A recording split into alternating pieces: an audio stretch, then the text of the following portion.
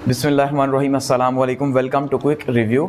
और quick review में current affairs की सीरीज़ के अंदर आपका वेलकम है। और आज हम करंट अफेयर्स में बात करने लगे हैं जी IPPs and Pakistan, over billing and energy crisis. आपको पता है इस टाइम पे पाकिस्तान के अंदर जो है वो IPPs का सबसे ज़्यादा जिक्र हो रहा है, ठीक है। एनर्जी क्राइसिस हैं, ऊपर से साथ में ओवर बिलिंग है, और साथ में आपको पता है पाकिस्तान के अंदर धरना चल रहा है इस टाइम पे जमात इस्लामी का। किसको लेके जी? IPPs को लेके कि भाई IPPs को जो आपने एग्रीमेंट्स किए हुए हैं उनको रिफॉर्म करें, उनको दोबारा से करें, और बहुत सारे इस तरह के इश्यूज़ हैं। तो सबसे पहले हम ये देखेंगे कि भाई ये IPPs क्या हैं और ये इतनी ज़्यादा बिजली जो महंगी बना रहे हैं क्यों बना रहे हैं, और कहाँ पे प्रॉब्लम्स कहाँ पे हैं सिस्टम के अंदर, ठीक है। तो उनको हम जो है वो आज डिस्कस करेंगे यहाँ पे और जानने की कोशिश करेंगे IPP से रिलेटेड जितने भी क्वेश्चंस हैं, ठीक है।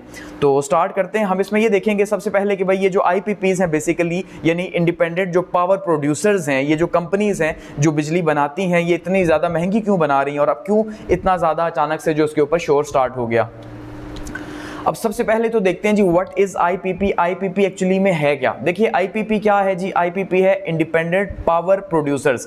इंडिपेंडेंट पावर प्रोड्यूसर्स का मतलब ये है कि ये कंपनीज हैं। सबसे पहली बात, कौन सी कंपनीज हैं? प्राइवेट कंपनीज हैं जिनको हुकूमत ने ये कहा हुआ है कि भाई हम जो है वो पाकिस्तान की बिजली की ज़रूरियात पूरी नहीं कर सकते, हमारे पास इतने पैसे नहीं हैं, तो मेहरबानी करके आप हमें बिजली पैदा करके दें, ठीक है। तो ये वो कंपनीज हैं जिन्होंने आके यहाँ पे पाकिस्तान के अंदर 1994 के बाद से, ठीक है, तो 1994 के बाद से यहाँ पे बिजली पैदा करना स्टार्ट की, इसलिए क्योंकि हुकूमत ने कहा हम पैदा नहीं कर सकते। तो अब वो पैदा करके देती हैं IPPs जो कि तकरीबन 100 से ज्यादा हैं, लेकिन मोस्टली 40s का आप सुनते हैं कि 40 कंपनीज का बहुत ज्यादा जिक्र आता है कि भाई 40 IPP कंपनीज हैं, 40 खानदान रन करते हैं और वो पाकिस्तान को लूट के खा गए, आजकल आप ज्यादा सुनते हैं, ठीक है।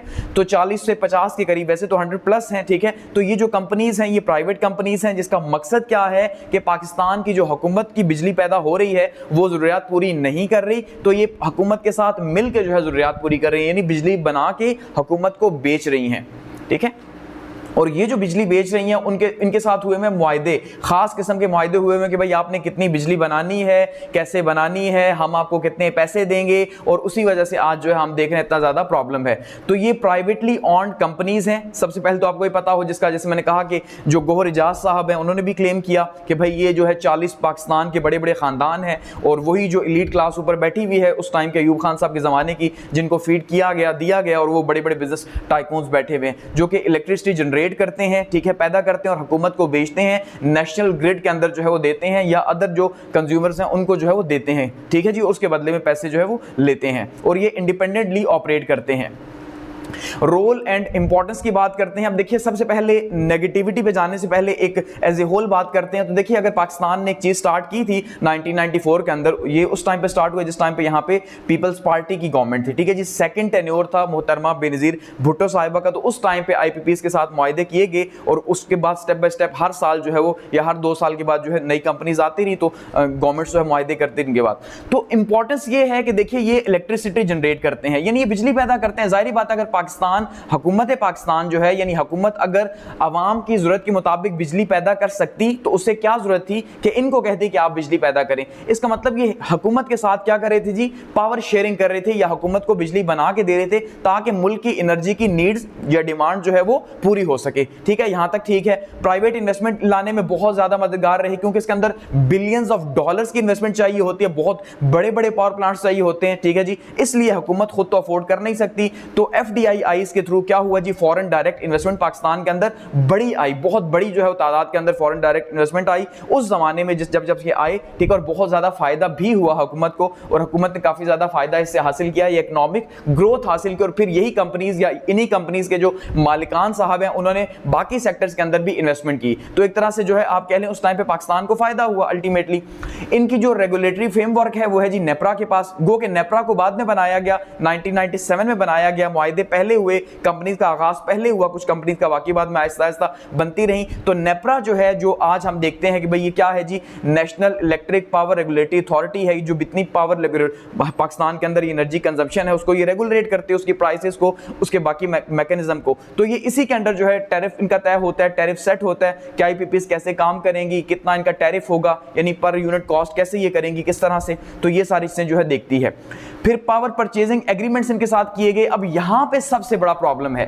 यहां से प्रॉब्लम स्टार्ट होता है। प्रॉब्लम क्या स्टार्ट होता है कि भाई उन्होंने आके हुकूमत की मदद की, बिजली जनरेट की, ठीक है, और जो है वो यहां पे जो हालात बने हुए थे वो कभी भी इन्होंने जनरेट की तो क्या पाकिस्तान को फायदा हुआ, लेकिन किसी ना किसी लेवल के ऊपर जो है वो कम से कम अगर वो ना करती तो फिर क्या होता, कर रही हैं तो ये हालात हैं। तो यहां से जो इनके साथ एग्रीमेंट्स किए गए, जो मुआहदे किए गए, उन मुआहदों में प्रॉब्लम है। और अब ये कहा जा रहा है, ये जो भी जमात इस्लामी का धरना हो रहा है, आपको देखा हो, कहते हैं अब हम ये सुप्रीम कोर्ट आएंगे, ठीक है। इसी तरह से आप देखते हैं जी गोहर इजाज साहब अभी वो केयर टेकर सेटअप के अंदर रहे, वहां नहीं बोले, लेकिन अभी वो बार बार कह रहे हैं कि भाई ऐसा नहीं हो सकता, या बिजनेस कम्युनिटी जो है वो सारी अब निकाल के बाहर ले आए हैं कि, और वो ये कह रहे हैं कि भाई अब ये जो आपने मुआहदे किए हुए हैं, जो पीपीएस किए हुए हैं, यानी परचेजिंग पावर एग्रीमेंट्स किए हुए हैं, इनको आप जो है चेंज करें। और ये लॉन्ग टर्म होते हैं, ये शॉर्ट टर्म नहीं होते। जाहिर बात है जब बिलियंस ऑफ डॉलर्स की जो है इन्वेस्टमेंट होती है तो ऐसा तो हो नहीं सकता कि वो 2 साल 4 साल के लिए हो, वो लॉन्ग टर्म के लिए ही जो है वो मुआहदे होते हैं। तो उस टाइम पे जो मुआहदे किए गए वो आज जो है वो हमारे गले 2024 के अंदर हम देख रहे हैं, पढ़ रहे हैं। और उन्हीं का सबसे ज्यादा रोना जो है रोया जा रहा है कि नए मुआहदे किए जाएं और मुआहदों पर नजरसानी किया जाए। आप रोज ही देख रहे हैं, रोज ही बात होती है, खास करके पिछले 3-4 साल से बहुत ज्यादा इसके ऊपर शोर मचा हुआ है कि भाई नए मुआहदे किए जाने चाहिए, पुरानों को खत्म कर दें, वो बहुत कॉस्टली हैं। प्रॉब्लम ऑफ आईपीपीज, प्रॉब्लम कहां पे है जी? प्रॉब्लम यहां पे है कि वो बिजली बहुत महंगी बनाते हैं, ठीक है, ये प्रॉब्लम है। अब नॉर्मली क्या कहा जाता है जी, पाकिस्तान के अंदर पर यूनिट कॉस्ट जो है कितनी है? पर यूनिट कॉस्ट अगर बात करें तो 60 रुपीज है रेजिडेंशियल के लिए, ठीक है जी। जो घरेलू सार्फिन है उनके लिए 60 रुपए पर यूनिट, और तकरीबन जो है वो 80 रुपए कमर्शियल के लिए। गो कि थोड़ा सा इससे ऊपर नीचे भी होगा, लेकिन ये भी जो है वो बता रहे हैं कि भाई 60 यूनिट्स जो है वो रेजिडेंशियल के लिए है और 80 रुपीज कमर्शियल के लिए। इतनी महंगी है, जबकि ये बनती कितने की है? 33 रुपए पर यूनिट पड़ रहा है। आपने सुना होगा जो प्रेस कॉन्फ्रेंस वगैरह हो रही हैं या टॉक शोज, वहां पे ही कहते हैं भाई बनती इवन 33 से भी कम की बनती है, लेकिन 33 रुपए एज ए एवरेज आप कह सकते हैं कि भाई जो है, क्योंकि फर्नेस ऑयल पे बन रही है तो जाहिर बात है कॉस्टली बनती है, तो 33 रुपए बन रही है, लेकिन यहां पे 80 रुपए या 60 रुपए में वो बिक रही है। तो बहुत ज्यादा प्रॉब्लम है। और पाकिस्तान पे कर रहा है जी 200 ट्रिलियन कैपेसिटी चार्जेस। अब इसको आपने समझना है, पाकिस्तान कितने पे कर रहा है? 200 ट्रिलियन कैपेसिटी चार्जेस पे कर रहा है, जिस वजह से इतनी ज्यादा महंगी बिजली बन रही है। अब ये कैपेसिटी चार्जेस क्या होते हैं, इसको जरा आपने समझना है, और सारे का सारा प्रॉब्लम है यहां पे। अब कैपेसिटी चार्जेस क्या है कि देखिए, एक अगर पावर प्लांट जो है, एक आईपीपी है, इंडिपेंडेंट पावर प्लांट है, ठीक है। अब उसकी कैपेसिटी है 5000 मेगावाट की। 5000 मेगावाट वो बिजली पैदा कर रहा है, लेकिन वो देता कितनी है, या हुकूमत को कितनी जरूरत है? हुकूमत जितनी ले रही है, हुकूमत से कहती है भाई मुझे 2000 मेगावाट बिजली दो, मुझे 5000 आपसे नहीं चाहिए, तो 3000 मेगावाट वो नहीं दे रहा। लेकिन जब उसके साथ मुआहदा हुआ तो उसको कहा गया कि आपने कितना प्लांट लगाना है, उसने कहा भाई मैंने 5000 मेगावाट का प्लांट लगाना है, तो उससे 5000 मेगावाट का लगवाया गया प्लांट। अब उसने तो 5000 मेगावाट का लगवाया, ठीक है, ले रहे हम 2000 है, 3000 मेगावाट तो ले ही नहीं रहे। या जैसे आप अक्सर सुनते हैं कि उन्होंने एक बिल्कुल भी जरा भी बिजली बनाई नहीं और फिर भी इतने ज्यादा पैसे उन्होंने चार्ज किए, हुकूमत उनसे ले ही नहीं रही, वो बना ही नहीं रहे, फिर भी हम उनको कैपेसिटी चार्जेस दे रहे हैं। तो हम जो उनको पे करती है हुकूमत, वो 5000 मेगावाट की करती है। अब आप ये सोचेंगे ये क्या बात हुई यार कि हम ले जो है वो 2000 यूनिट्स रही है, गवर्नमेंट मेगावाट ले रही है और 5000 के पे कर रही है। तो भाई उनकी जो कैपेसिटी है उन्होंने हमारे लिए लगाया था, हुकूमत के कहने पे लगाया था कि भाई अगर मुझे जरूरत होगी ज्यादा पीक टाइम के दौरान, यानी गर्मियों में ज्यादा जरूरत है, सर्दियों में कम है, तो अब ये उनकी रिस्पॉन्सिबिलिटी तो नहीं है, ऐसा ही है। और साथ में उनकी मेंटेनेंस और हर चीज का खर्चा वो भी उनकी रिस्पॉन्सिबिलिटी नहीं है। हुकूमत के साथ मुआहदा हो चुका कि भाई मैं 5000 मेगावाट का जो है वो लगा रहा हूं प्लांट, मैं चले या ना चले, ठीक है जी, आप लें या न लें, आपने मुझे इसके पैसे पे करने हैं, चाहे आप जितनी भी लेते हैं, 100 मेगावाट लेते हैं, 0 लेते हैं, कुछ भी नहीं लेते, लेकिन क्योंकि मुआहदा हुआ हुआ है कि मैंने प्लांट आपके लिए लगाया, आपके कहने पे लगाया, आप मुझे फैसिलिटेट कर रहे हैं। जाहिर बात है इन प्राइवेट कंपनीज को पैसा आप लालच देंगे तब ये काम करेंगे, वरना इतने बिलियंस ऑफ डॉलर्स कौन लगाता है पैसे। तो इनके साथ इस तरह के मुआहदे किए गए, बिजली इनसे ले कम रहे हैं, लेकिन जो इनकी टोटल कैपेसिटी है उसके हिसाब से हम पैसे दे रहे हैं, ठीक है। इसकी मिसाल आप यूं ही समझ लें कि एक मैरिज हॉल आप बुक करते हैं वहां पे, ठीक है, और आप एस्टीमेट लगाते हैं कि यार एस्टीमेट अब आपने लगाया, गलती आपकी है, आपने एस्टीमेट लगाया 1000 बंदा आएगा, जबकि बंदा कितना आता है जी, 200 बंदा आता है, इसका मतलब 800 बंदा कम आया। लेकिन आपने उस मैरिज हॉल को पैसे तो पे किए, आपने उसके खाने के हर चीज के पैसे पे किए। अब 200 बंदा आता है, आप उसे ये तो नहीं कह सकते यार देखो बंदा ही 200 आया, 800 वाला तो खुद रख लो, उसे बेच तो जो मर्जी कर लो, कहेगा नहीं भाई खाना है तो खाओ, नहीं खाना तब भी ना खाओ, लेकिन मुझे तुमने 1000 का ही कहा था, अब पे 1000 ही करोगे। और यही सबसे मेन चीज है कि हमने इनके साथ जो मुआहदे किए, इनकी जो फुल कैपेसिटी थी उसके अकॉर्डिंगली ले हम उनसे इतना नहीं रहे, लेकिन हम बाउंड है मुआहदों के अकॉर्डिंगली और हम देंगे। तो यहां पे हम जो है कैपेसिटी चार्जेस पे कर रहे हैं 2000 ट्रिलियन, समझ गए हैं? तो यहां बस आपने इस पॉइंट को समझना है। और यही अभी पाकिस्तानियों के गले पड़ी हुई है कैपेसिटी चार्जेस, कि जितनी उनकी कैपेसिटी है चाहे वो दे या ना दे वो हमसे चार्ज करेंगे, अपनी मेंटेनेंस के भी चार्जेस वो हमसे लेंगे। अब प्रॉब्लम कहां पे है? ये प्रॉब्लम आया जी मिस कैलकुलेशंस के ऊपर। अब यहां पे बात कर सकते हैं कि भाई मिस कैलकुलेशंस के ऊपर प्रॉब्लम क्यों आया। इसका मतलब यह है कि स्टार्ट में दो चीजें हो सकती हैं, या तो ये कि हमारे पास इतने काबिल लोग ही नहीं थे कि जिन्हें पता ही नहीं था कि हमारी जो कंजम्पशन है, हमारी जो जरूरत है वो कितनी होगी, इसलिए उन्होंने उन्हें कह दिया कि भाई 1000 बंदा आ जाएगा हॉल के अंदर, आया 200 बंदा। इसका मतलब आपने जिस बंदे से एस्टिमेट लगवाया वो ठीक नहीं था। दूसरा ये कि भाई आपने जिस बंदे से एस्टिमेट लगवाया शायद वो हॉल वालों का ही बंदा था और जिसने आपको ज्यादा लगा के बता दिया और हॉल से उसके बदले में कमीशन चार्ज कर लिया। तो यहां पे भी पाकिस्तान में आपको पता है इस तरह के प्रॉब्लम्स होते हैं कि भाई आधे तो एक तो लोग इतने ज्यादा काबिल नहीं, उन्होंने भी जो एस्टिमेट लगाया वो ठीक नहीं लगाया, और ऊपर से जो लगाया उन्होंने भी उन कंपनीज को फेवर देने के लिए इतना ज्यादा लगाया कि हमारी जरूरत से बाहर हो गया।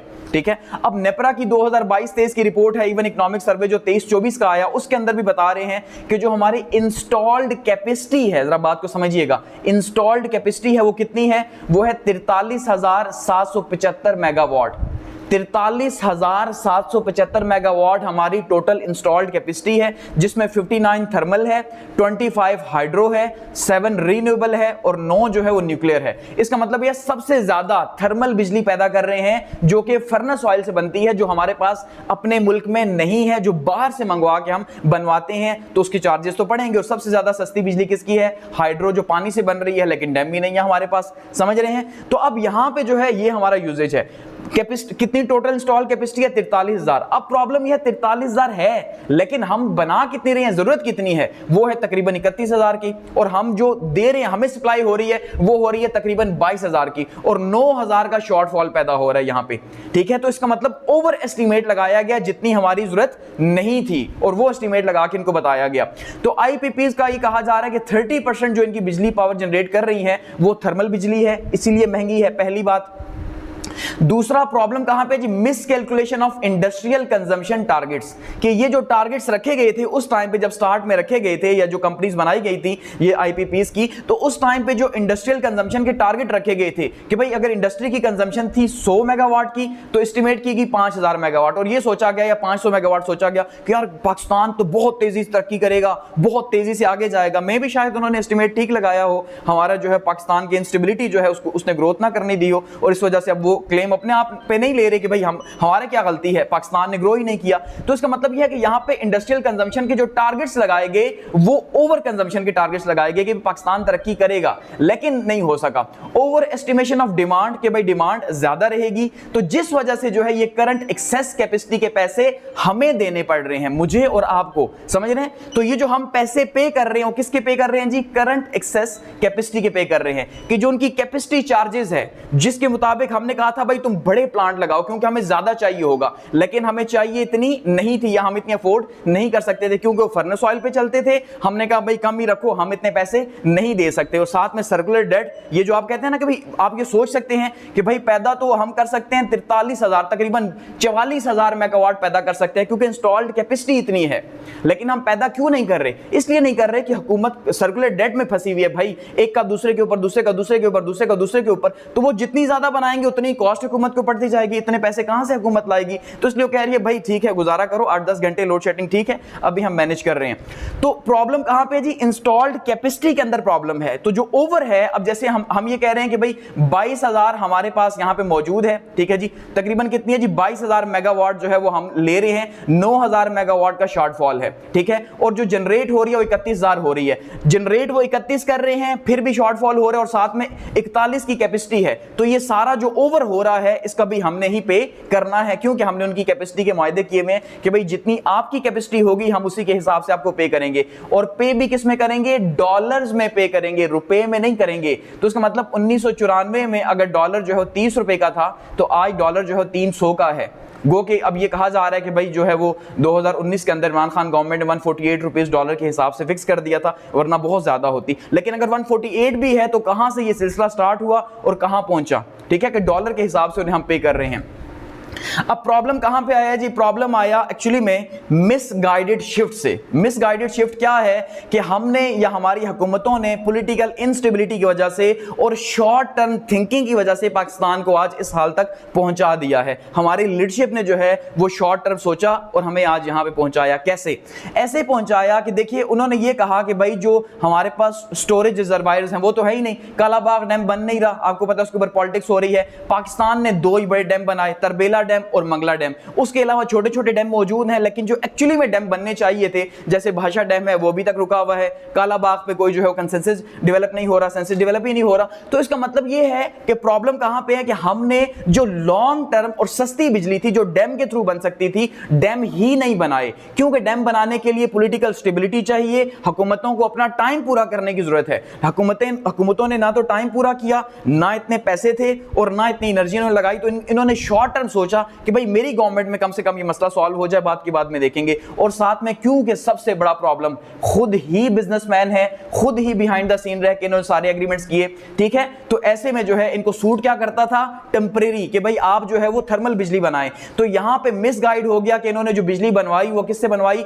ऑयल एंड गैस से यहां पे प्लांट्स लगवाए, क्योंकि ये जल्दी बनते हैं, शॉर्ट टर्म में बनते हैं और इसमें पैसा ज्यादा बनता है। जबकि हाइड्रो के अंदर पैसा हुकूमत का तो बन सकता है, ठीक है, लेकिन आम आवाम का नहीं बन सकता। तो यहां पे आवाम ने अपना पैसा बनाया, या शायद उन 40 खानदानों ने अपना पैसा बनाया, ठीक है, जो आईपीपीज थे। इसलिए उन्होंने लॉन्ग टर्म डैम्स की तरफ कभी जाने ही नहीं दिया, सेंसस डेवलप कभी खुद ही नहीं होने दिया और खुद ही यहां पे जो है सारा कुछ किया, ठीक है। और उसके नतीजे के तौर पर ये टेम्परेरी काम किया गैस और बिजली से, जो कि ना ऑयल है हमारे पास ना गैस है हमारे पास। आपको पता है गैस का हमारे पास क्या प्रॉब्लम्स हैं, ऑयल कहां से हम सऊदी अरब से या यूएई से लाते हैं, तो वो सस्ता तो है नहीं, और ऊपर से जो ऑयल इनमें इस्तेमाल होता है वो भी हाई क्वालिटी का होता है, ठीक है। तो प्रॉब्लम कहां पे हुआ जी? प्रॉब्लम ये हुआ कि हमने थर्मल प्रोजेक्ट्स के अंदर इन्वेस्ट किया या करवाया, यहां से प्रॉब्लम स्टार्ट हो गया। तो ये है मिसगाइडेड शिफ्ट। होता ये कि हमें लॉन्ग टर्म प्रोजेक्ट्स की तरफ जाते और सस्ती बिजली की तरफ जाते और डैम बनाते, जो हमारा दरियाई सिंध है उसके ऊपर डैम बनाते, हमने ऐसा नहीं किया। अब ये क्वेश्चन हमारे पॉलिसी मेकर से हो सकता है, आपने क्यों नहीं किया? और यहां पे फिर साथ में हम ये कह रहे हैं भाई ब्यूरोक्रेट्स और पॉलिटिकल कोलिजन जो है, इनकी दोस्ती यारी ने मिलकर मुल्क को इस हाल तक पहुंचाया आज। और ये जो मायदे हुए हैं, जो गारंटीज दी गई हैं प्रॉफिट की इनको, कि भाई आप पैसा लगाएं आपको प्रॉफिट मिलेगा। क्यों मिलेगा? क्योंकि वो आवाम के पैसों से जा रहा है। तो यहां पे कैपेसिटी पेमेंट में टेक और पे का ऑप्शन है। टेक और पे क्या टर्म है जी? इकोनॉमिक्स के अंदर अगर आप देखेंगे अकाउंट्स के अंदर, तो टेक और पे क्या है? लेना है तो लो, नहीं तो तब भी चीज आपकी है, पैसे तो आपको देने पड़ेंगे, ठीक है। कि अगर आप बिजली लेते हो फुल कैपेसिटी की तो ठीक है, नहीं भी लोगे तब भी आपको पे करना पड़ेगा, टेक और पे। तो ये ऑप्शन यहां पे रखा गया कि लोगे तब भी ठीक है, नहीं लोगे कम भी लोगे तब भी ठीक है, लेकिन मुझे पे मेरी कैपेसिटी पे करोगे। और यहां पे सॉवरेन गारंटीज इन्हें दी गई कि भाई हां भाई आपको पैसे मिलेंगे, कोई प्रॉब्लम नहीं है। इसीलिए आज तक तो ये चीजें चेंज नहीं हो सकी और खुद ही हुकूमत में बैठे हैं। तो ये सबसे बड़ा प्रॉब्लम रहा। इस टाइम पे थर्मल जो है वो 59% से है, जो सबसे महंगी बिजली है। क्यों महंगी है? क्योंकि ये हमारे पास फर्नेस ऑयल से बनती है, वो भी अच्छी क्वालिटी के, जैसे डीजल हम कहते हैं ना, तो अच्छी क्वालिटी के ऑयल से बनती है। तो ये जाहिर बात है हमारे पास तो है ही नहीं, बाहर से मंगवाते हैं तो सस्ता भी नहीं है। तो इसमें भी बिजनेसमैन को फायदा है। तो जो फायदा सोचा गया वो किसका सोचा गया? वो बिजनेस कम्युनिटी का या उन 40-50 खानदानों का सोचा गया स्टार्ट में भी, और आम आवाम का नहीं सोचा गया। सबसे सस्ती ये हाइड्रो की बिजली है, जो कि जो है 25 पे बनती है, और कश्मीर वालों ने 3 रुपए यूनिट करवाया कि भाई हमारी बिजली मंगला डैम की हमें दो। अच्छा, तो ये जो प्राइवेट सेक्टर है ये 1994 के अंदर इसको यहां पे लाया गया, ठीक है। और उस टाइम पे आईपीपीएस का एरा जो है स्टार्ट हुआ और उसके अकॉर्डिंगली यहां पे किया। तब तो नेपरा था नहीं, इसलिए जो है वो उस तरह से प्रोसेस भी नहीं हो सका। लेकिन क्योंकि खुद ही जाहिर बात है यही पीएमएल एंड पीपी के लोग जो है वो इन्वॉल्व थे हुकूमतों में, और इन्होंने जो है वो ये सारा किया। अब इनके ऊपर इल्जाम नहीं है, लेकिन ये हकीकत में ऐसा हुआ। उस टाइम पे शॉर्ट टर्म में फायदा हुआ। शॉर्ट टर्म में फायदा क्या हुआ जी? फॉरेन डायरेक्ट इन्वेस्टमेंट आई। शॉर्ट टर्म में फायदा क्या हुआ जी? इकोनॉमिक ग्रोथ आई, ठीक है जी, ये फायदे हुए। शॉर्ट टर्म में क्या आया जी? बिजनेसमैन का जो ट्रस्ट है वो पाकिस्तान के ऊपर बढ़ा, तो उससे फायदा शॉर्ट टर्म में हुआ, लेकिन लॉन्ग टर्म में हमें जो है वो नुकसान है। Why IPPs are charging high cost? वो क्यों हाई कॉस्ट चार्ज कर रहे हैं? सिंपली क्योंकि वो आरएफओ को यूज कर रहे हैं, यानी रेजिड्यूल ऑयल फ्यूल यूज कर रहे हैं, जो कि महंगा होता है और जो इसके लिए बिजली बनाने के लिए इस्तेमाल होता है, जिसलिए जो है वो बहुत ज्यादा महंगी बिजली बनती है। और 30% जो है वो उनकी एफिशिएंसी है टोटल। तो इस वजह से जो है वो चाहे वो ऑयल पे बने या गैस पे बने, दोनों ही चीजें पाकिस्तान में नहीं है, जिस वजह से जो है प्रॉब्लम है। और ये भी उस टाइम पे मुआहदे किए गए थे कि आपने हम किसके ऊपर बनाएंगे और आपको कितने चार्जेस पड़ेंगे। ऐसा नहीं है कि उन्होंने बाद में स्टार्ट कर दिया, ये सारी बातें पहले से तय हो चुकी थी। अगला, ये तो एक प्रॉब्लम है। अगला प्रॉब्लम क्या है? ट्रांसमिशन एंड डिस्ट्रीब्यूशन फेलियर्स हैं पाकिस्तान के। ठीक है जी, ट्रांसमिशन, अब ये देख ले एक ट्रांसमिशन लाइन के हालात आप देख ले क्या हुए हुए। तो इसी तरह से ट्रांसमिशन लाइंस के अंदर फ्लॉज हैं, पुराना सिस्टम है, आउटडेटेड सिस्टम। तो उन्होंने पीछे इतने बिलियंस ऑफ डॉलर्स लगा तो दिए आईपीपीज ने, लेकिन आगे ट्रांसमिशन लाइंस क्योंकि हुकूमत की रिस्पांसिबिलिटी थी इसलिए उन्हें ठीक ही नहीं किया गया। तो उनके एंड पे काम हो रहा था, लेकिन हुकूमत ने अपना काम फिर भी नहीं किया। और जब हुकूमत अपना काम नहीं कर सकी तो लाइन लॉसेस हो गए, डिस्ट्रीब्यूशन फेलियर्स हो गए बड़ी तादाद के अंदर। ठीक है, और बिलियंस ऑफ डॉलर्स का जो है यूं लॉस हुआ और अभी भी हो रहा है। ठीक है, और ट्रांसमिशन लॉसेस हमें जो है वो हो रहे हैं मुसलसल। अच्छा, पावर पॉलिसी एंड आईपीपीज। अब पावर पॉलिसी सिर्फ एक बार नहीं बनी, पाकिस्तान में पावर पॉलिसीज बार बार बनती रही हैं। ठीक है, पहले जैसे 1994 के अंदर, उसके बाद 2002 के अंदर, 4 के अंदर, 6 के अंदर, 14 के अंदर, 16 के अंदर, तो पावर पॉलिसीज बनती रही हैं। लेकिन किसी ने भी इन आईपीपीज को नहीं छेड़ा। क्यों नहीं छेड़ा? क्योंकि इनके साथ जो सॉवरेन गारंटीज हो चुकी थी, जो बातचीत पहले हो चुकी थी, अब उस वजह से जो है हुकूमत बाउंड थी। और दूसरा, अगर ये देखा जाए कि बीच में हुकूमत की बड़ी बड़ी फैमिली इन्वॉल्व थी तो इन्हें क्यों छेड़ा जाता, इसलिए इसी तरह से होता रहा। तो पॉलिसीज उसी तरह से चलती रही और स्टार्ट में जो है 13 आईपीपीज को जो है लाइसेंस दिया गया। ठीक है, उनकी कॉस्ट प्लस टैरिफ के ऊपर, यानी जो उनकी कॉस्ट होगी, जो इंस्टॉलेशन की कॉस्ट है प्लस जो टैरिफ है, तो डबल करके हमसे चार्ज किए जा रहे हैं हर तरह से। ठीक है, और टेक और पे का जो है वो तो सिलसिला है ही है, लेनी है तो लो, नहीं लेनी तब भी। इसी तरह से 2015 की पावर पॉलिसी आई, उसके अंदर रीन्यूएबल एनर्जी को लेके आए, विंड को लेके आए, सोलर को लेके आए और बायोमास को लेके आए। वहां पे भी इसी तरह से मुआहदे किए गए, बजाय इसके कि वहां पे चीजों को रिन्यू किया जाता, लेकिन वहां पे भी इसी तरह से मुआहदे किए गए। ठीक है जी, और टैरिफ की गारंटीज देगी और इसी तरह से टैरिफ की गारंटीज देके टेक और पे का सिस्टम जो है वो किया गया, बजाय इसके कि रिड्यूस किया जाता फ्यूल को। ठीक है, लेकिन ऐसा पॉसिबल नहीं हो सका, तो अब इसीलिए धरने हैं। और फाइनेंशियल बर्डन जो है वो किसके ऊपर आया? जाहिर बात है वो सारे का सारा फाइनेंशियल बर्डन जो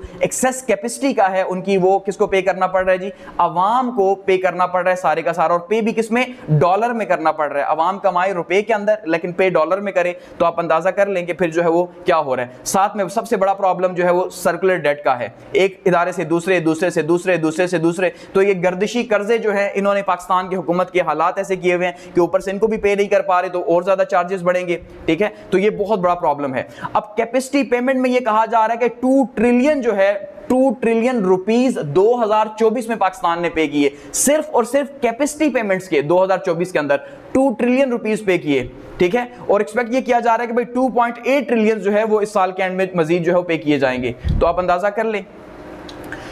अच्छा, इसी तरह से 16 आईपीपीज जो है वो एस्टैब्लिश हुई है जी 1994 की पॉलिसी के तहत। ठीक है, और उन्होंने टोटल इन्वेस्ट किया 51.80 बिलियन, यानी तकरीबन आप ये कह लें 52 बिलियन रुपीस इन्वेस्ट किए। और अर्न कितने किए? तकरीबन 415 बिलियन अर्न किए, वो भी डिविडेंड्स को छोड़ के। जो मंथली वो पे कर रहे थे 310 बिलियन का, वो अलग से है। ठीक है, तो इतनी ज्यादा उन्होंने जो है वो अपना प्रॉफिट जनरेट किया और साथ में मंथली बेसिस पे अलग से बिलियंस में वो कमा रहे थे। इतना ज्यादा जो है पाकिस्तान को चूना लगा या पाकिस्तान फायदा नहीं उठा सका। ठीक है, और उन्होंने अपनी जो पेमेंट है, जो उन्होंने खर्चा किया था, वो 3 से 4 साल के अंदर जो है रिकवर कर गए। और हर कंपनी का ये हाल है। ठीक है, इसी तरह से 2015 की पॉलिसी के तहत जो है वो 2 इंपॉर्टेंट कोल बेस्ड प्लांट्स लगाए गए, और वो भी इंपॉर्टेंट कोल बेस्ड लगाए गए, बजाय इसके कि लोकल कोल को यूज करते, थर कोल को, या यहां पे है वो भी बाहर से कोल मंगवा के यूज किया गया, जिसके चार्जेस, यानी कि कोशिश यही है कि कॉस्ट बढ़े क्योंकि उसमें उनको फायदा है। यहां पे यूज करेंगे तो कॉस्ट कम होगी। ठीक है, और उन्होंने भी जो है 71% रिकवरी 2 साल के अंदर ही कर ली जितना उन्होंने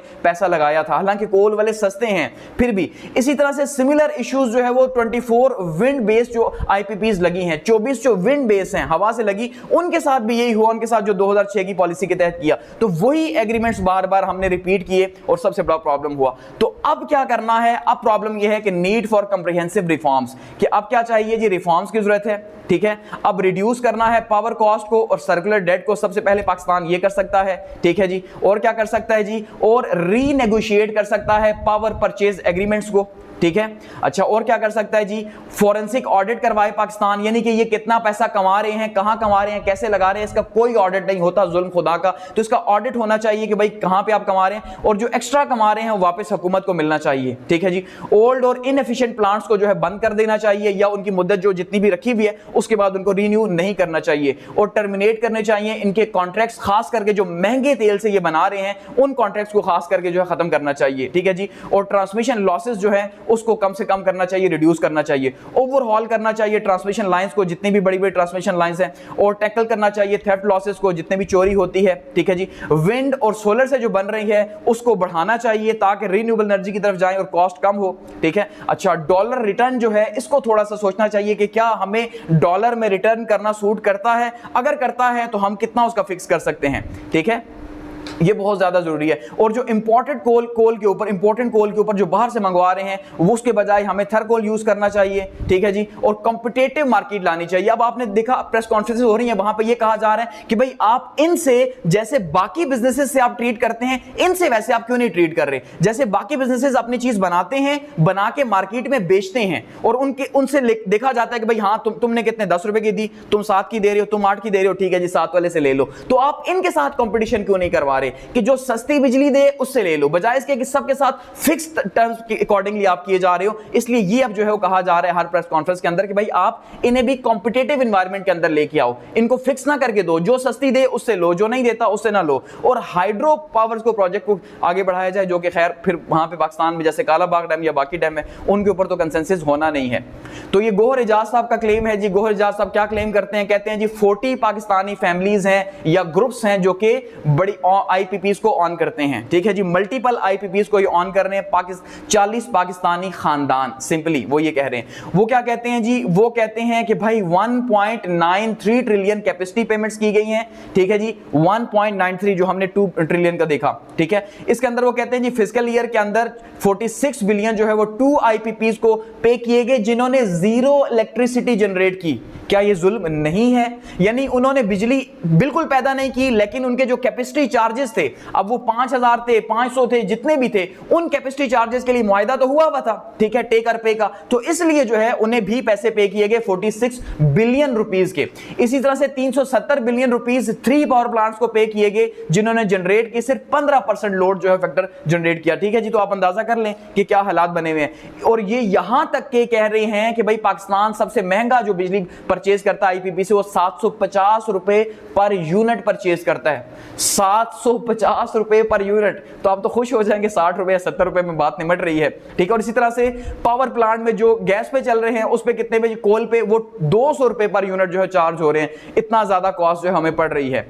तो अंदाजा कर लें, फिर हुकूमत सब्सिडी दे रही है या जो भी कर रही है तो उसको अपना भी कॉस्ट इसीलिए पड़ रही है। आईएमएफ कहता है सब्सिडीज खत्म करो, ठीक है। और इसमें यह कहा जा रहा है जी रोश पावर प्लांट जो है, ठीक है जी, रोश पावर प्लांट को 745 पर यूनिट जो है वो उससे हम परचेज कर रहे हैं। 745 या तकरीबन 46 रुपए आप कह लें जो पर यूनिट परचेज किया जा रहा है। इसी तरह से 349 रुपए पर यूनिट जो है वो चाइना हब से हम ले रहे हैं, 2023-24 के अंदर हमने लिया। तो इतनी महंगी बिजली पर यूनिट जो है पर यूनिट ली जा रही है। लेकिन क्यों? कि पैसा हुकूमत से ही लेके हुकूमत की किसी फैमिली को दे दिया जाता है जो पार्लियामेंट में आगे पीछे कहीं बैठा हुआ है, ठीक है। इसी तरह से हबको हो गया या केपको हो गया, इसके लिए भी 46 बिलियन जो है इन्हें भी 2023-24 पे किया गया without generating single unit of electricity. एक यूनिट इलेक्ट्रिसिटी जनरेट नहीं किया, लेकिन उन्हें कितना दिया गया? 46 बिलियन रुपए दिए गए। इसी तरह से सिमिलरली 41 प्लांट्स जो ऑपरेट हो रहे हैं उनको 4 पर यूनिट जो है वो 25 पर यूनिट पे किया गया, 4 यूनिट और 25 पर यूनिट पे किया गया, जबकि उन्होंने कोई पैदा नहीं किया। Who owned IPPs? कौन IPPs को ऑन करता है जी? इसमें अब जैसे कहा जाता है 40 बड़े बड़े खानदान हैं, ठीक है जी, पाकिस्तान के। अब जैसे रोश पावर प्लांट है तो ये दाऊद ग्रुप जो है पाकिस्तान के अंदर इसको ऑन करता है। इसी तरह से हब पावर प्लांट है जिसको हबको कहा जाता है, ये एंग्रो हबीबुल्लाह ग्रुप जो है इसको करता है। कोट अद्दू पावर प्लांट है, इसको पाकिस्तान वापटा करता है। इसी तरह से हवेली बहादुर शाह है या बकोटी पावर प्लांट है, इसको गवर्नमेंट ऑफ पंजाब करती है। बिक्की पावर प्लांट है और PTPL पावर प्लांट है, इसको भी गवर्नमेंट ऑफ पंजाब करती है।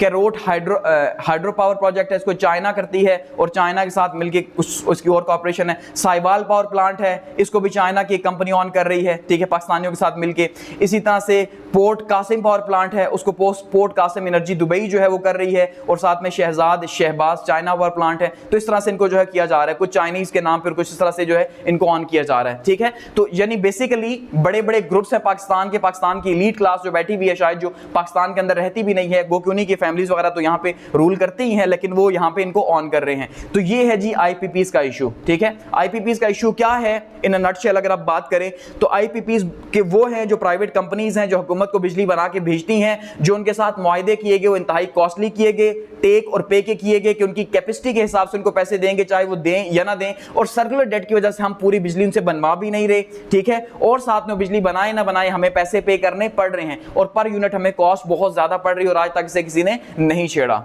ठीक है जी, तो ये आईपीपीज हैं। Thanks for watching.